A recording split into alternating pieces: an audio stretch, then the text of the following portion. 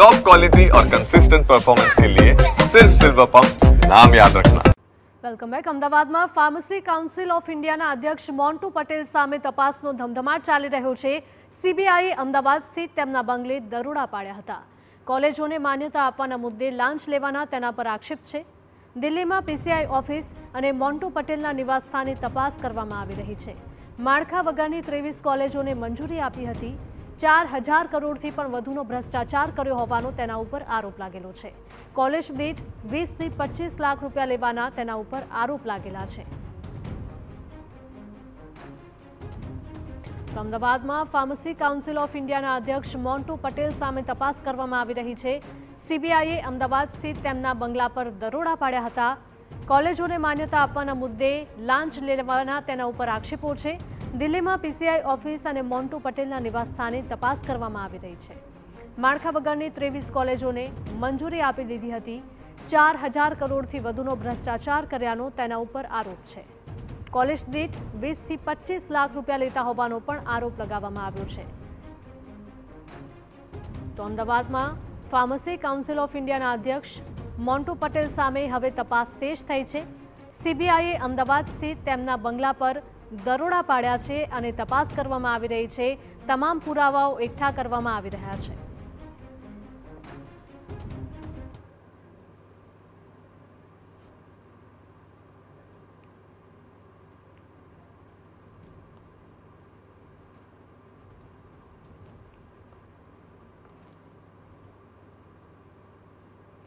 पंकज मिश्रा जोड़ाया है कि जो प्रेसिडेंट फार्मासिस्ट सेवा संस्था साथ जोड़ाया है। पंकज जी बताइए कि क्या था पूरा मुद्दा। देखिए, मुद्दा ये है कि गुजरात राज्य से, जहां से आदरणीय प्रधानमंत्री नरेंद्र मोदी जी आते हैं, मोन्टू कुमार पटेल भी उसी राज्य से बिलोंग करते हैं जी। और पिछले कई वर्षों से ये सिंडिकेट चल रहा था।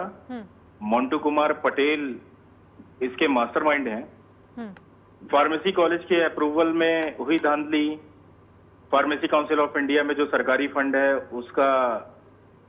उसमें बड़े लेवल पे एम्बेजलमेंट जो भी हुआ फार्मेसी काउंसिल ऑफ इंडिया में, उस सारी चीजों का जो श्रेय जाता है वो मोन्टू कुमार पटेल को ही जाता है।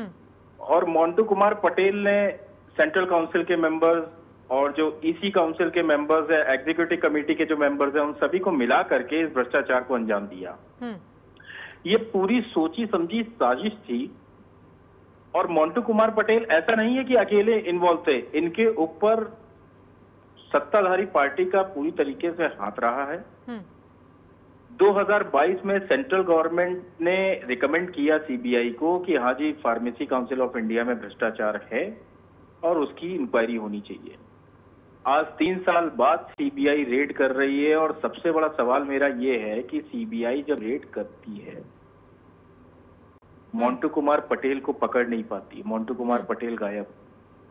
तो सबसे बड़ा सवाल उठता है कि आखिर मोन्टू कुमार पटेल को ये इन्फॉर्मेशन कैसे मिली कि सीबीआई रेड करने वाली है। सबसे बड़ा सवाल। दूसरी बात, जो व्यक्ति भारतीय जनता पार्टी के अलग अलग राज्यों में जाकर के बड़े बड़े नेताओं के चुनाव का प्रचार कर रहे हैं, जो व्यक्ति आज उस व्यक्ति ने देश का सर नीचा झुकाया, आदरणीय प्रधानमंत्री नरेंद्र मोदी जी का सर झुकाया, क्योंकि ये भी गुजरात से ही ठीक। और फार्मेसी प्रोफेशन से जितने बच्चे जुड़े हुए हैं, आज उनके माँ बाप के दिमाग में क्या बात जा रही होगी, साहब हमने कौन सा कोर्स कराया, क्योंकि इसी कोर्स में उत्तर प्रदेश फार्मेसी काउंसिल, जो कुछ लोग तो पढ़ के जाते हैं, यहाँ उत्तर प्रदेश फार्मेसी काउंसिल ने बिना पढ़े फर्जी दस्तावेजों के आधार पे 1 लाख फर्जी फार्मासिस्ट रजिस्टर्ड है जी। पंकज जी, सवाल ये भी उठ रहा है कि कब और कैसे पता चला कि ये पूरी सिंडिकेट चला रहे। देखिए, ये पता चल गया था बहुत पहले ही स्टेट गवर्नमेंट को। हम जैसे हम शिकायत करता है, उसी तरीके से हमारे अलावा अन्य ने भी जिन्होंने आवाज उठाई, सरकार को इसके बारे में समय समय पर शिकायती पत्र प्रेषित किए। जैसे मैं पिछले 1.5 साल से सरकार को लिख रहा था, सीबीआई को लिख रहा था। तो तब कार्रवाई क्यों नहीं हुई? हाँ, सबसे बड़ा सवाल यही उठता है कि 1.5 साल से अगर शिकायती पत्र आपकी मेल पे पंजीकृत डाक के माध्यम से आपको जा रहे थे, तो सिंगल किसी पर भी कोई एक्शन सेंट्रल गवर्नमेंट ने नहीं लिया। बीजेपी के राष्ट्रीय अध्यक्ष आदरणीय जेपी नड्डा जी, जो वर्तमान में चिकित्सा स्वास्थ्य एवं परिवार कल्याण मंत्रालय के मंत्री हैं, और उन्हीं के अंतर्गत ये विभाग आता है फार्मेसी काउंसिल ऑफ इंडिया। ये उनके लिए भी सबसे बड़ी बात है कि उनकी नाक के नीचे ये सारा भ्रष्टाचार होता रहा और उनको इस बारे में पूरी जानकारी होने के बावजूद उन्होंने कोई कार्रवाई नहीं की। तो कहीं ना कहीं मिली भगत सत्यापित होती है, ऐसा मेरा मानना है। 1 साल 1.5 साल हो गए, हमारे जैसे अन्य लोगों ने भी शिकायतें की, मीडिया में बाइट दी, लेकिन कुछ नहीं हुआ। पिछले जून 2024 में मैं खुद गुजरात स्टेट फार्मेसी काउंसिल गया, वहां पर प्रेस कॉन्फ्रेंस की।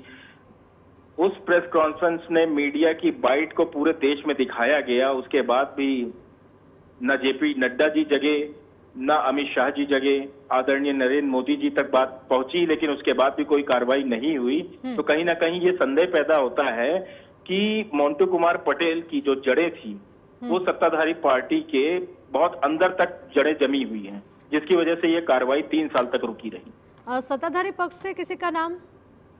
भारतीय जनता पार्टी में जो पुराने समय पे, इसमें तो हम मंत्री जी को ही इसका मुख्य आरोपी मानते हैं, क्योंकि मंत्री जी के संज्ञान में जैसे इससे पहले मनसुख मांडविया जी थे, जो काफी करीबी भी रहे हैं मोंटू पटेल के, और वर्तमान में जेपी नड्डा जी हैं। आपके कानों तक शिकायती पत्र जा रहे हैं, सारे भ्रष्टाचार के बारे में आपके कानों तक बात जा रही है, उसके बाद भी आप कार्रवाई नहीं कर रहे हैं, हाथ में हाथ रख के बैठे हुए। तो कहीं ना कहीं ये संदेह पैदा करती है, पार्टी की जो 0 टॉलरेंस की नीति है उस पर करारा तमाचा है ये।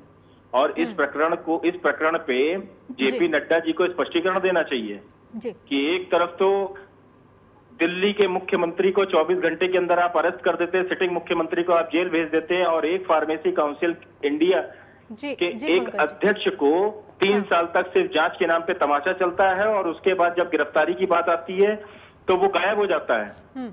सीबीआई के हाथ कुछ नहीं लगता। और सीबीआई एफआईआर का आप वर्जन देखेंगे, एफआईआर में सिर्फ 2022 और 23 का ही कंटेंट है।